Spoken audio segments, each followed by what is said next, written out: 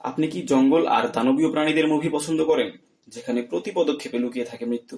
তাহলে আজ আমি আপনাদের এমন 3টি সিনেমার কথা বলবো যেগুলোর গল্প শুনলে আপনারা চমকে যাবেন। আমাদের তালিকার প্রথম মুভিটি হচ্ছে অ্যানাকোন্ডা। শৈশবে আমরা এই বিশাল সাপের আতঙ্ক অনেকেই দেখেছি, তবে 2025 সালে মুক্তি পাওয়া এই নতুন ভার্সনে গ্রাফিক্স আর কাহিনীকে করা হয়েছে আরো ভয়ঙ্কর। অ্যামাজনের গহীন জঙ্গলে একদল অভিযাত্রী যখন একটি বিশাল অ্যানাকোন্ডার মুখে পড়ে, তখন তাদের বেঁচে থাকার লড়াইটাই এখানে প্রধান। যারা সাপের মুভি পছন্দ করেন তাদের জন্য এটি মাস্ট ওয়াচ। 2 নম্বরে আছে আমাদের সবচেয়ে বেশি আলোচিত সিনেমা প্রাইমেটিভ ওয়ার।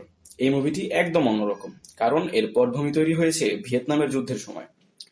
যুদ্ধের মাঝখানে একদল সৈনিক যখন একটি নিষিদ্ধ উপত্যকায় প্রবেশ করে, তখন সেখানে তাদের শত্রু মানুষ নয়, বরং জ্যান্ত ডাইনোসর।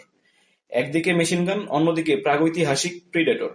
এমন টানটান উত্তেজনা আপনি আগে কখনো দেখেন।